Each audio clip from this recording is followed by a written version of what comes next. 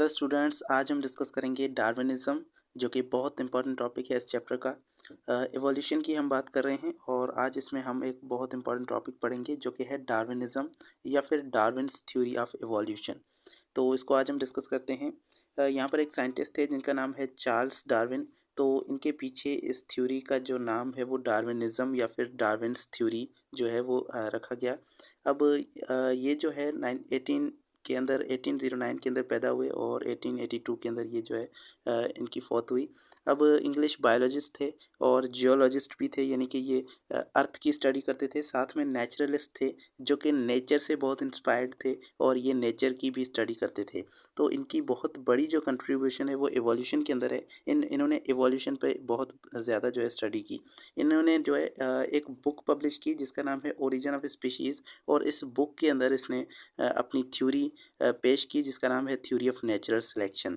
तो ये जो है वो कहते हैं कि इस ओरिजिन ऑफ स्पीशी के अंदर ये बताते हैं कि common ancestor is generally widely accepted, यानी कि कॉमन एंसेस्टर जो है ये एक थ्योरी थी इनकी जिनमें इन्होंने बताया कि हर ऑर्गेनिज्म जितनी भी स्पीशीज़ हैं उनके कॉमन एंसेस्टर हैं, यानी कि उन सभी के एंसेस्टर जो है वो सेम हैं।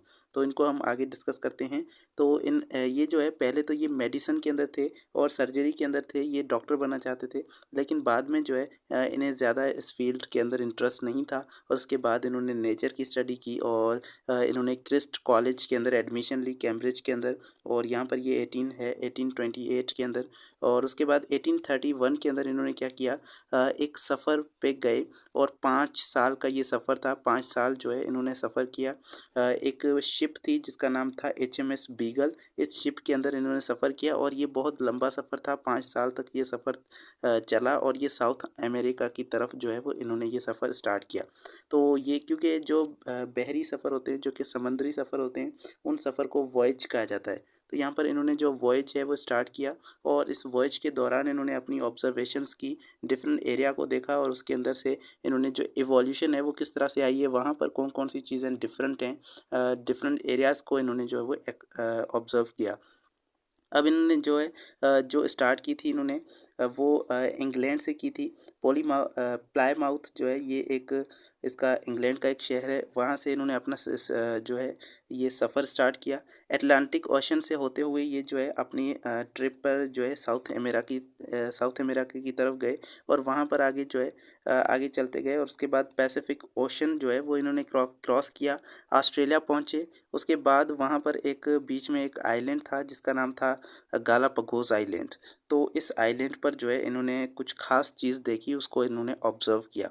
उसके बाद ये जो है साउथ अफ्रीका से होते हुए साउथ अमेरिका और फाइनली ये अपने जो है वो मुल्क वापसी आए। तो ये 5 साल का इन्होंने लंबा सफ़र किया। तो इस सफ़र के दौरान इन्होंने बहुत सारे जो है वो सैंपल्स स्टडी किए डिफरेंट चीज़ों के, और बर्ड्स के, प्लांट्स के, एनिमल्स को इन्होंने बहुत ज़्यादा जो है वो नेचर को इन्होंने ऑब्ज़र्व किया, उसको देखा। साथ में इन्होंने बहुत ज़्यादा सैंपल्स को कलेक्ट किया, जैसे बर्ड्स के स्पेसिमेन, यानी कि बर्ड्स के सैंपल्स, पर्टिकुलरली फिंचेस जो है ये एक तरह के बर्ड्स हैं जो कि इन्होंने गालापागोस आइलैंड के अंदर देखे। ये ख़ास टाइप के बर्ड थे जो कि आम बर्ड से जो है वो बिल्कुल ही डिफरेंट थे। तो इन्होंने उन फिंचेस के अंदर कुछ ख़ास जो है वो चीज़ें ऑब्ज़र्व की। इन्होंने ऑब्ज़र्व किया कि ये फिंचेस जो थी गालापागोस आइलैंड की, इनके अंदर जो है एक ख़ास चीज़ क्या थी कि उनकी जो बीक्स थी वो सबकी डिफरेंट थी।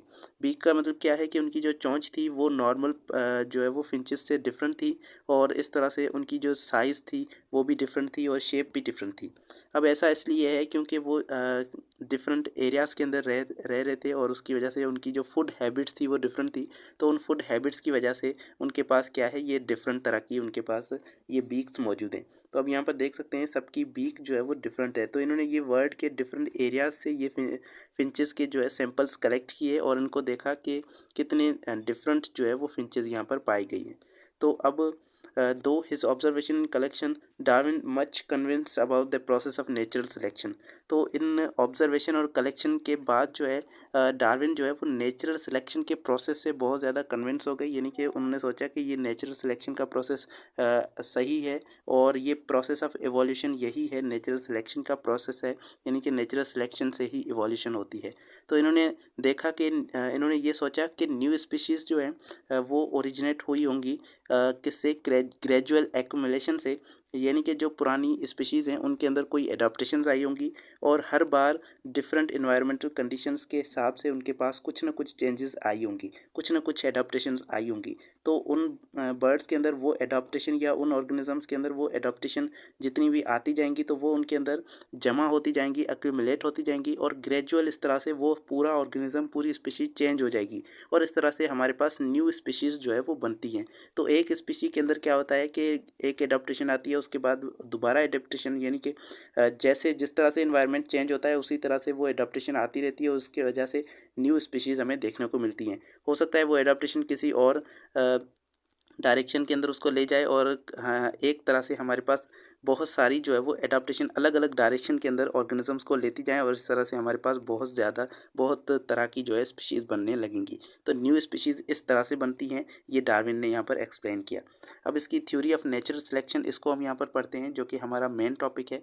तो थ्योरी ऑफ नेचुरल सिलेक्शन ये इन्होंने जो है वो डार्विन अपनी जर्नी जब इनकी एंड हुई वो कब हुई थी, इन्होंने 1831 के अंदर जो है वो अपना सफ़र शुरू किया था और 1836 के अंदर इन्होंने सफ़र जो है वो मुकम्मल किया। तो अब ये जब वहाँ से इनका सफ़र जो है वो ख़त्म हुआ तो ये अनकंफर्टेबल फ़ील कर रहे थे इस थ्योरी को लेकर, क्योंकि ये थ्योरी जो है इसके कोई ज़्यादा एविडेंसेस नहीं थे और एक्सपेरिमेंटल एविडेंसेस इसके पास मौजूद नहीं थे। तो थ्योरी ऑफ इवोल्यूशन को इन्होंने जल्दी से पब्लिश नहीं किया। उसके बाद इन्होंने क्या किया कि सैंपल्स को कलेक्ट किया और जो है वो ख़ास एविडेंसेस को कलेक्ट किया, ताकि वो अपनी जब थ्योरी जो है वो थ्योरी ऑफ नेचुरल सिलेक्शन को जब अब पेश करें तो उसके साथ एविडेंस और एक्सपेरिमेंट भी मौजूद हो। एंड उसके बाद इन्होंने ओरिजिन ऑफ स्पीशीज़ के अंदर उसको पब्लिश किया। Initially he prepared a brief sketch and later turned into the detailed description. तो इन्होंने पहले तो पूरा ब्रीफ स्केच बनाया, उसके बाद उनकी डिटेल एक्सप्लेनेशन दी पूरे प्रोसेस ऑफ एवोल्यूशन की। तो उसके बाद इन्होंने क्या किया, ये जो है बहुत सेंसिटिव इशू था, क्योंकि डायरेक्टली कोई भी इस एवोल्यूशन के बारे में कुछ नहीं कह सकता, क्योंकि ये जो है बिल्कुल ही अपोजिट कर रहा था थ्योरी ऑफ क्रिएशन को। यानी कि वो क्रिएशन की जो थ्योरी हमने पढ़ी थी जो कि अल्लाह पर जो है वो यकीन रखना और बाकी ऐसी चीज़ों पर, डिवाइन क्रिएशन जिसको हम कह रहे थे, तो उस थ्योरी के ये बिल्कुल ही अगेंस्ट है, क्योंकि एवोल्यूशन पहले से ही उस थ्योरी के तकरार में है। तो ये बहुत ही सेंसिटिव इशू था। तो उसके बाद जो है इन्होंने जब ये अपने कलीग्स के साथ और फ्रेंड्स के साथ मशवरा करके इस थ्योरी को पब्लिश किया और फाइनल पब्लिकेशन जो है वो इन्होंने की इस थ्योरी की। अब ये थ्योरी ऑफ नेचुरल सिलेक्शन, इसकी क्या चीज़ें हैं, इसके अंदर इन्होंने क्या बताया है, इस सारी चीज़ों को हमें यहाँ पर डिस्कस करना है। इस थ्योरी की जो मेन बात है वो ये है कि all living species are the descendant of the ancestral species.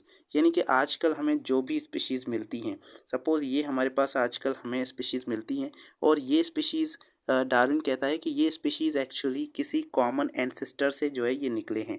तो ये सारी स्पीशीज़ जो है ये इनके जो एंसेस्टर हैं वो कॉमन हैं और ये डिसेंडेंट हैं कॉमन एंसेस्टर के। यानी कि एक ही एंसेस्टर के ये सारे जो है वो डिसेंडेंट हैं। इनके अंदर इसके अंदर जो है वो इस स्पीशी के अंदर क्या हुआ कि मॉडिफिकेशन आई और एडाप्टेशंस आई, जिसकी वजह से ये डिफरेंट डायरेक्शन के अंदर गई और डिफरेंट स्पीशीज़ हमें देखने को मिली। तो बहुत सारी एडाप्टेशन के बाद ये स्पीशीज़ हमें देखने को मिल रही हैं।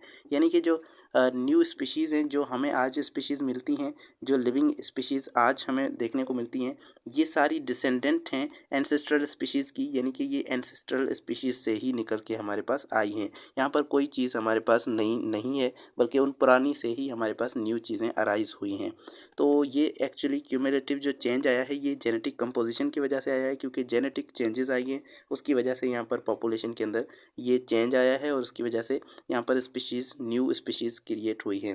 तो डार्विन नेचुरल सिलेक्शन के प्रोसेस को कंसीडर करते हुए हमें इसका पूरा मैकेनिज्म जो है वो समझाया है इसने, कि नेचुरल सिलेक्शन किस तरह से होती है और किस तरह से जो हेरिटेबल कैरेक्टर्स हैं वो रिप्रोड्यूस करने में हेल्प करते हैं और सर्वाइव करने में हेल्प करते हैं ऑर्गेनिजम्स को, और साथ में जो है वो पॉपुलेशन के अंदर जो है वो बिल्कुल ही कॉमन होते हैं। यानी कि वो जो ट्रेड्स हैं वो एक पॉपुलेशन के अंदर कॉमन होते हैं और उसके बाद जो है वो जिस तरह से एडाप्टेशंस आती हैं तो वो आगे चल के न्यू स्पीशीज़ के अंदर आहिस्ता आहिस्ता वो कन्वर्ट होने लगते हैं। तो उनके अंदर मॉडिफिकेशन आती हैं, चेंजेस आती हैं, उसकी वजह से जो है ये प्रोसेस एवोल्यूशन आता है। तो अब थ्योरी ऑफ एवोल्यूशन के अंदर जो मेन पॉइंट्स हैं वो आपके पास यहाँ पर हैं, जैसे कि डिसेंट विथ मॉडिफिकेशन, और उसके बाद है नेचुरल सिलेक्शन एंड अडॉप्टेशन, और बाकी के जो पॉइंट्स हैं इनको हम बारी से डिस्कस करते हैं। तो सबसे पहले है डिसेंट विद मॉडिफिकेशन, यानी कि जो डिसेंडेंट हैं उनके अंदर आपके पास मॉडिफिकेशन आई है। तो अब डिसेंट क्या है और मॉडिफिकेशन किस तरह से?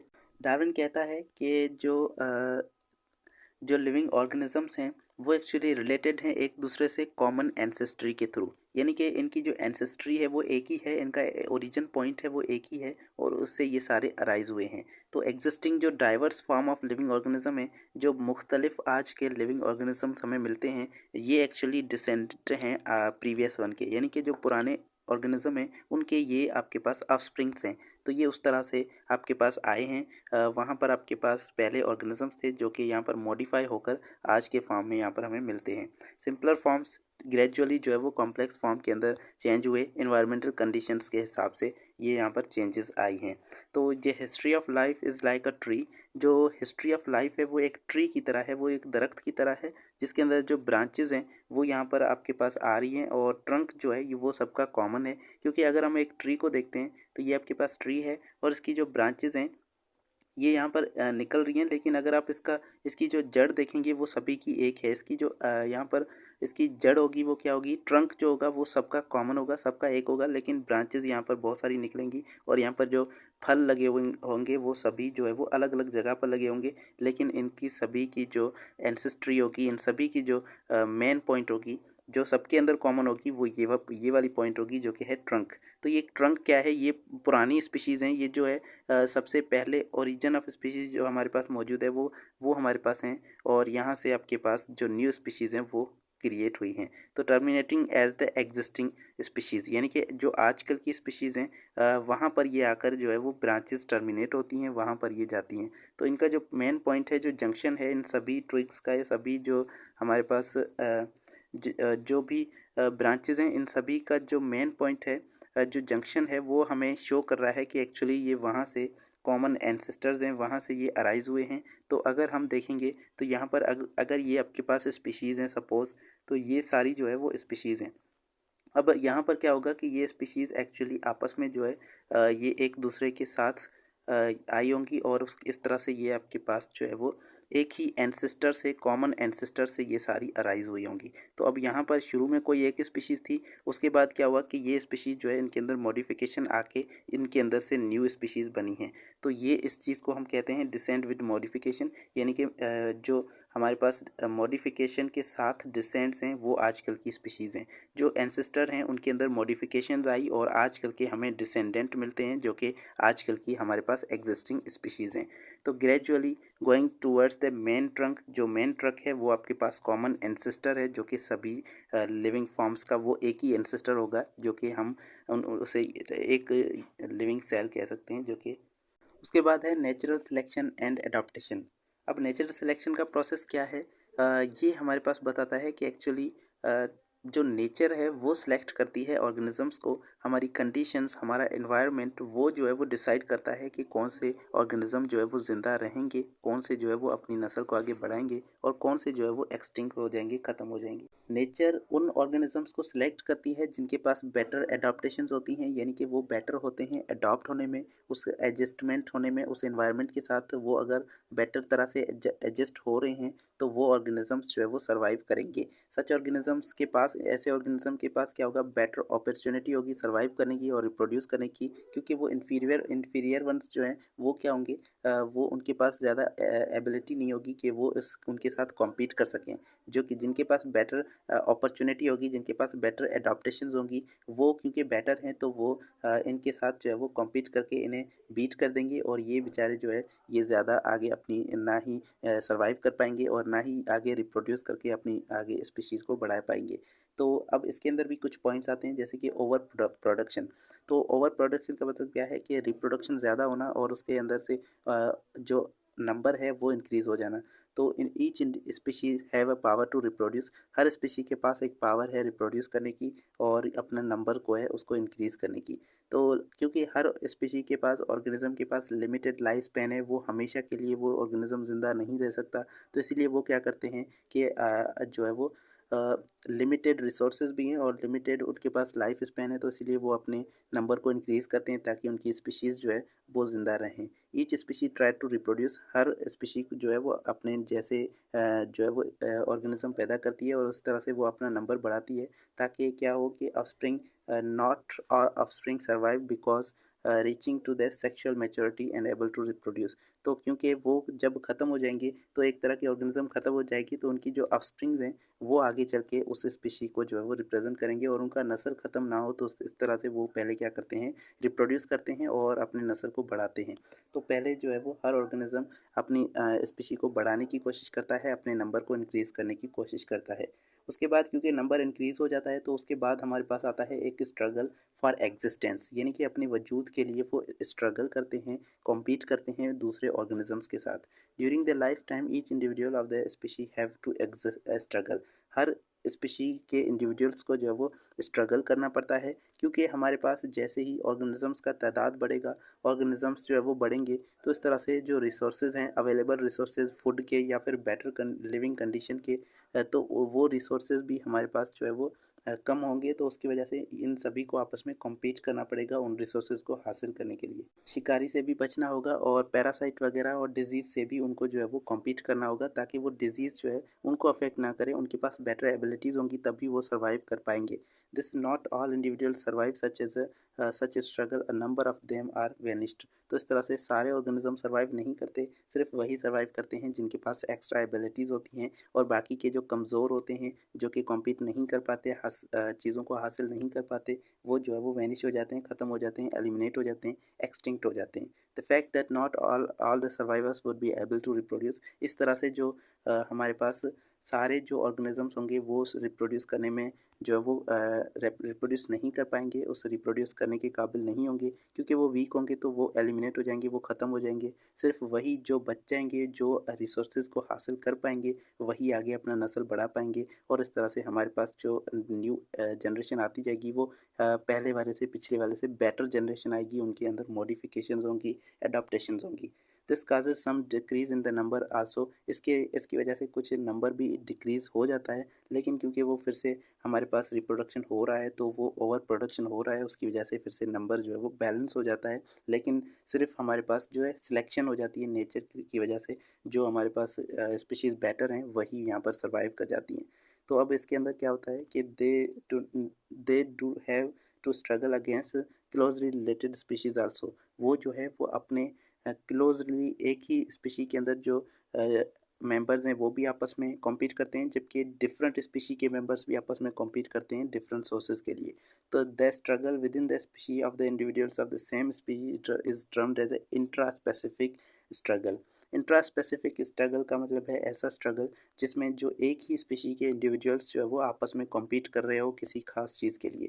जैसे कि अगर हम एक स्पीशी ले लेते हैं, जैसे कि डॉग, ठीक है, तो डॉग एक कुत्ता, ये एक स्पीशी है। अब अगर हम डॉग्स की बात करें, तो ये डॉग जो है, ये एक डॉग दूसरे डॉग से कॉम्पीट कर रहा होगा, या तो वो रिप्रोडक्शन के लिए, या तो वो किसी फूड के लिए जो है वो आपस में कॉम्पीट कर रहे होंगे, और जो बेटर होगा, जो ताकतवर होगा, उसको वो फूड मिलेगा, और साथ में उसको जो है वो रिप्रोडक्टिव एबिलिटीज़ रिप्रोड्यूस करने की जो है वो उसको अपॉर्चुनिटी भी वहाँ पर मिलेगी। तो इस तरह से ये स्ट्रगल जो है ये इंट्रा स्पेसिफिक स्ट्रगल कहलाता है, जिसमें एक ही स्पीशी के मेंबर्स आपस में जो है कॉम्पीट करते हैं। जबकि दूसरा स्ट्रगल होता है इंटर स्पेसिफिक स्ट्रगल, जिसके अंदर एक स्पीशी का जो मेंबर है वो दूसरे स्पीशी के मेंबर के साथ कॉम्पीट करता है। अगर उन उन दोनों का फूड जो है वो सेम है, तो वो फूड की वजह से कॉम्पीट कर सकते हैं। या फिर हो सकता है कि जैसे एक शेर है, लायन है, जो कि क्या करता है, हिरन को जो है वो खाता है, हिरन को मारता है। तो ये लायन जो है, ये इस हिरन को मारने के लिए, अपने फूड के लिए ये इसके इसके हिरन के साथ कॉम्पीट करेगा,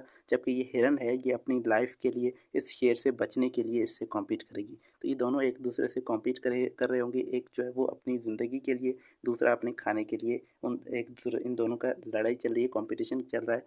ये जो है इंटर स्पेसिफिक स्ट्रगल कहलाता है।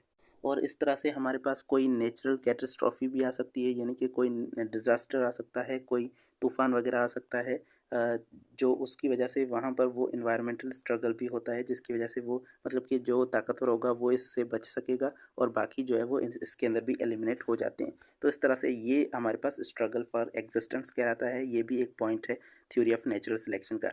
उसके बाद है जेनेटिक वेरिएशन, ये दूसरा पॉइंट है। इसके अंदर देखते हैं कि individual of the population differ slightly from each other. Individuals जो होते हैं हर पॉपुलेशन के अंदर, वो अब देखें, अगर एक स्पीशी के दो मेंबर्स हैं तो वो एग्जैक्टली सेम नहीं होते, उनके अंदर भी डिफरेंसेस आते हैं, जिन्हें हम वेरिएशंस कहते हैं। तो ये एक्चुअली इंश्योर करता है survival and chance of reproduction, क्योंकि दो डिफरेंट जो स्पीशीज़ हैं, दो डिफरेंट इंडिविजुअल्स हैं, तो उनकी एबिलिटीज़ पे क्या होंगी, डिफरेंट होंगी, उनके पास अलग अलग तरह की एबिलिटीज़ होंगी। तो उस इस वजह से ये जो है ये अलग अलग चीज़ों के अंदर ये क्या होंगे, अच्छे होंगे। इनके अंदर अलग अलग सर्वाइवल का चांस मिलेगा और रिप्रोडक्शन की एबिलिटीज़ इनके पास अलग होंगी। अदरवाइज़ तो इस तरह से हमारे पास अगर जो है वो मिसाल के तौर पे कोई एपिडेमिक आता है, तो उसकी वजह से ये सारे स्वाइप आउट हो जाएंगे, यानी कि ये पूरा ग्रुप जो है ये ख़त्म हो सकता है। क्योंकि इनके पास अगर एक ही जो है वो एपिडेमिक आता है और सभी अगर एक जैसे हैं, तो ये सारे ख़त्म हो जाएंगे।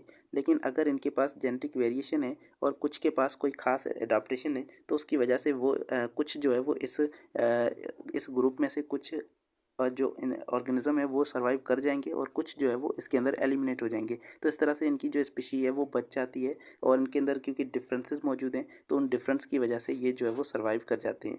तो differences of the individuals of the species are termed as a variation. एक स्पीशी के जो मेंबर्स हैं उनके अंदर जो डिफरेंसेस हैं उनको हम वेरिएशंस कहते हैं।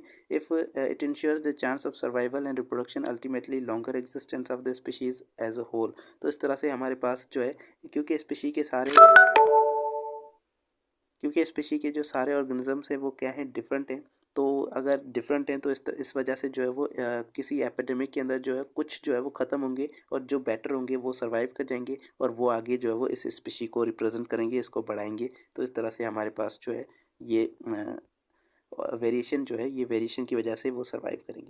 और जिनके पास ऐसे अडॉप्टिव ट्रेड्स मौजूद हैं, ऐसे ट्रेड्स जो कि उनको सर्वाइव करने में हेल्प कर रहे हैं और उनको एक बेटर चांस प्रोवाइड कर रहे हैं सर्वाइवल का, तो ऐसे जो है अडॉप्टिव ट्रेड कहलाते हैं, क्योंकि वो अडॉप्ट हो रहे हैं उस एनवायरनमेंट के साथ। तो ये अडॉप्टिव ट्रेड्स कहलाते हैं। जिनके अंदर ये अडॉप्टिव ट्रेड्स जो है वो मौजूद हैं, वो सर्वाइव कर सकता है, बाकी जो है वो एलिमिनेट हो जाएंगे। अब हम बात करते हैं सर्वाइवल ऑफ द फिटेस्ट। तो ये एक मोस्ट इम्पॉर्टेंट पॉइंट था इस थ्योरी का, जो कि कहता है कि जो ऑर्गेनिज्म इन्वायरमेंट के हिसाब से फिट होगा, तो वही इस इन्वायरमेंट के अंदर सर्वाइव करेगा। फिर फिट का मतलब ये है कि वो जो है उस इन्वायरमेंट की कंडीशंस को बेयर कर सकेगा।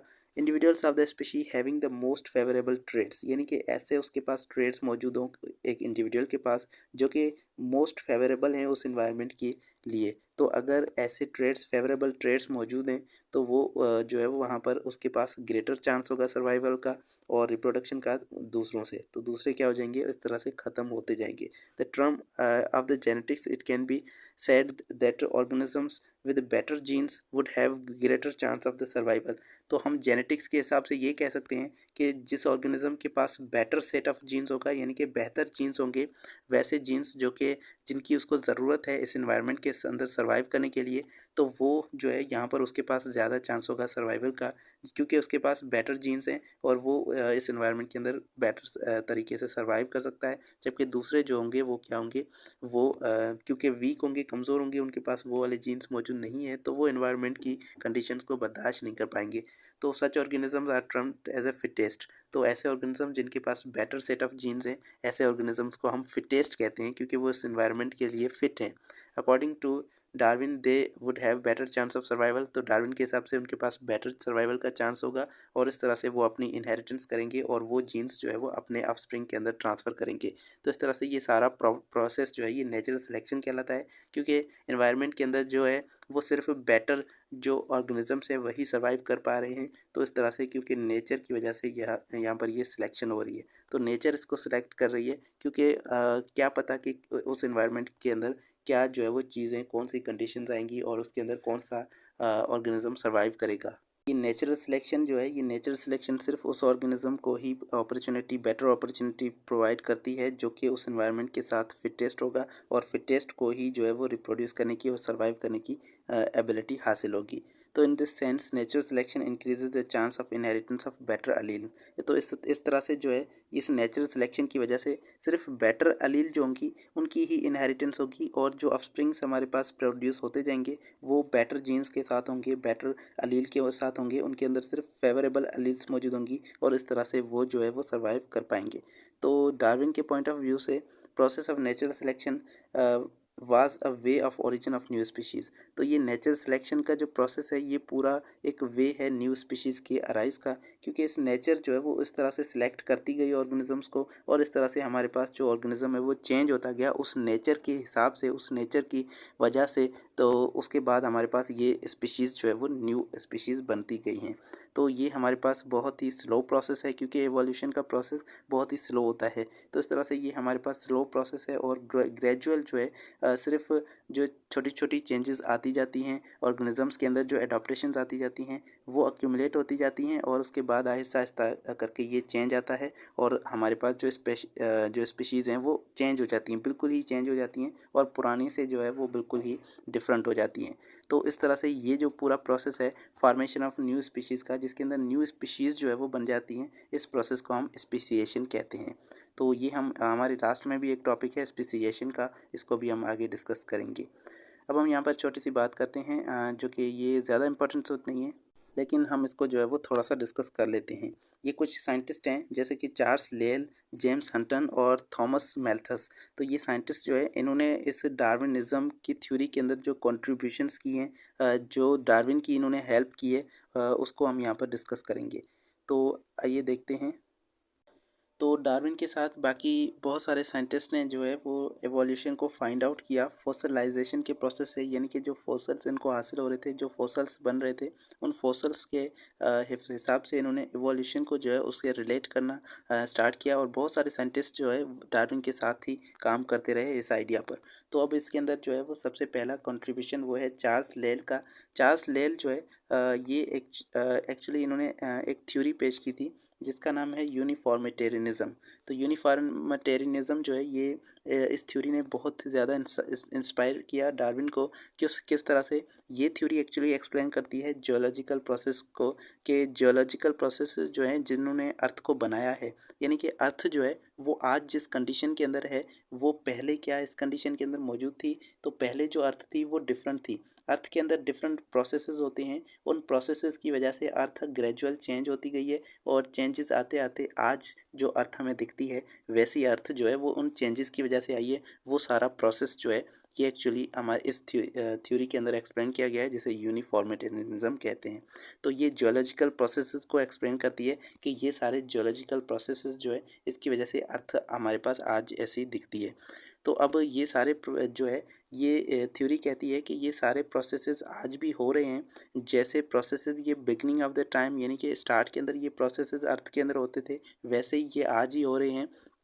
तो इस तरह से ये अर्थ इवॉल्व हुई है और अर्थ की इवोल्यूशन हुई है। तो इस आइडिया की वजह से जो है ये डार्विन ने भी सोचा कि हो सकता है कि जिस तरह से अर्थ की इवोल्यूशन हुई है वैसे ही हमारे पास जो लिविंग ऑर्गेनिज्म है उनकी भी इवोल्यूशन हुई हो। तो डार्विन डार्विन थॉट दैट जो है the way that the life on earth also changed. तो इस तरह से जैसे अर्थ के अंदर जैसे चेंजेस आ रही हैं उसी तरह से हो सकता है जो लिविंग ऑर्गेनिजम्स हैं, जो लाइफ है अर्थ पर, उसके अंदर भी वैसी ही चेंजेस आई हों, और इस तरह से हमारे पास पूरा इवोल्यूशन आया हो। तो ये आइडिया जो है ये इस चार्ल्स लेल की वजह से डार्विन को मिला। और चार्ल्स लेल की एक बुक थी जो कि ये डार्विन जो है अपने सफ़र पर ले गए थे और उसको स्टडी करते रहे थे। चार्ल्स लेल का एक फ्रेंड भी था जो कि कैप्टन रॉबर्ट फिट्ज रॉय था, और इन्होंने भी जो है वो बहुत ज़्यादा हेल्प की डार्विन को, क्योंकि ये इसका लेल का फ्रेंड था, तो इन्होंने बहुत ज़्यादा इन्फॉर्मेशन दी इसको, और बुक भी जो है ये पढ़ते रहे डार्विन इस चार्ल्स लेल की। तो इस तरह से इनकी कंट्रीब्यूशन है इसके अंदर। उसके बाद है जेम्स हंटन। एक्चुअली ये ह्यूमैनिटेरियनिज़्म यूनिफॉर्मिटेरियनिज़्म का जो कॉन्सेप्ट है ये एक्चुअली जेम्स हंटन ने दिया था। इन्होंने यही थ्योरी दी थी कि ये सारा जो मैकेनिज़्म है अर्थ का, क्योंकि ये भी एक जियोलॉजिस्ट थे, तो इन्होंने भी यही बात दी थी कि जो मैकेनिज़्म है ये कभी भी चेंज नहीं हुआ। जो अर्थ के अंदर जो एंशिएंट प्रोसेसेस हो रहे हैं वो हमेशा वही हो रहे हैं, आज तक वही प्रोसेस हो रहे हैं। तो इस तरह से जो डार्विन ने है वो इनको भी फॉलो किया, इनसे भी डार्विन जो है वो बहुत ज़्यादा इंस्पायर हुए। तो उसके बाद हम आगे चलते हैं कंट्रीब्यूशन ऑफ थॉमस आर मैल्थस देखते हैं तो ये थॉमस जो मैल्थस थे इन ये क्या थे कि इन्होंने एक थ्योरी दी थी जिसका नाम है ह्यूमन पॉपुलेशन। ह्यूमन पॉपुलेशन के बारे में इन्होंने थ्योरी दी थी और ये कहती है कि जिस तरह से हमारे पास ह्यूमन की पॉपुलेशन बढ़ रही है, इंसान की पॉपुलेशन या किसी भी ऑर्गेनिज्म की जिस तरह से पॉपुलेशन बढ़ रही है, जिस तरह से ये पॉपुलेशन बढ़ रही है उस तरह से हमारे पास फूड के जो सोर्सेज हैं वो नहीं बढ़ रहे। यानी कि पॉपुलेशन बहुत ज़्यादा बढ़ रही है लेकिन फूड जो है वो हमारे पास नहीं बढ़ रहा। अगर फूड नहीं बढ़ रहा और सिर्फ पॉपुलेशन बढ़ रही है तो ये पॉपुलेशन के अंदर इस फूड को हासिल करने के लिए बहुत ज़्यादा कंपटीशन होगा और इसकी वजह से जो है वो भूख से बहुत ज़्यादा इंसान मरेंगे और इस तरह से जो है वो ये फूड जो है ये सभी ऑर्गेनिज्म के लिए सेम नहीं होगा, सही नहीं होगा, सबको नहीं मिलेगा। तो इस वजह से जो रिसोर्सेज हैं वो कम पड़ जाएंगे इस पूरी पॉपुलेशन के लिए।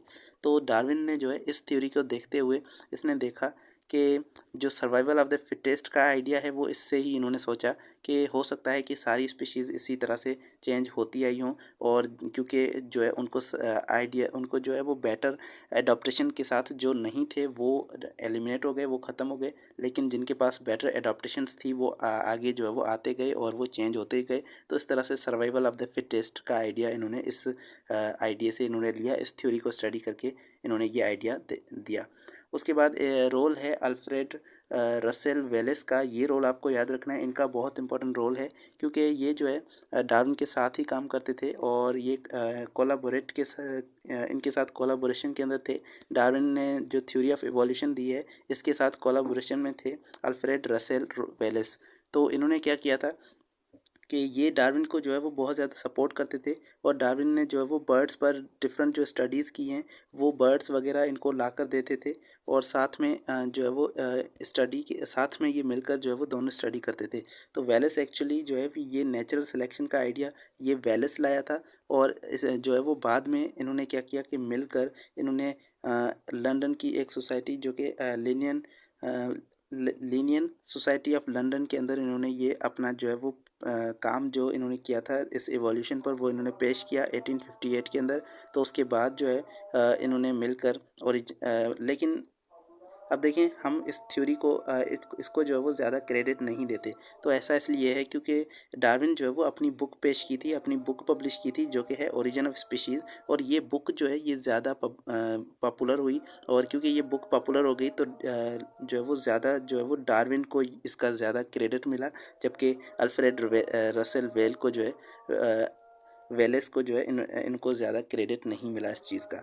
लेकिन अब यहाँ पर अब एक और पैराग्राफ है जो कि एक्सप्लेन कर रहा है इस चीज़ को कि किस तरह से जो वेलेस है इसको क्रेडिट नहीं मिल रहा जबकि डार्विन को बहुत ज़्यादा इस थ्योरी का क्रेडिट मिल रहा है। तो एक्चुअली ये थ्योरी इन दोनों ने साथ में पेश की थी और वेलेस ने ही एक्चुअली इसको डार्विन को जो है वो मोटिवेट किया था ये बुक लिखने पर। ओरिजिन ऑफ द स्पीशीज़ का जो बुक है ये एक्चुअली इस वेलेस ने ही इस डार्विन को जो है वो मोटिवेट किया कि ये बुक जो है वो पब्लिश करे और उसके बाद इस बुक की वजह से इस डार्विन को जो है वो ज़्यादा क्रेडिट मिला इस चीज़ का और ये बुक जो है वो इन्होंने पब्लिश की 1859 के अंदर।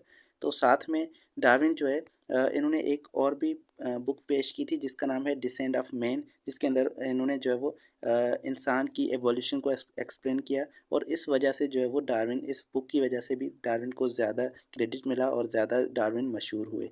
तो इस वजह से डार्विन वेलेस को जो है वो ज़्यादा क्रेडिट नहीं मिलता लेकिन जो है वो वेलेस के बारे में भी हम स्टडी करते हैं कि उन्होंने भी बहुत ज़्यादा काम किया है इस थ्योरी के अंदर।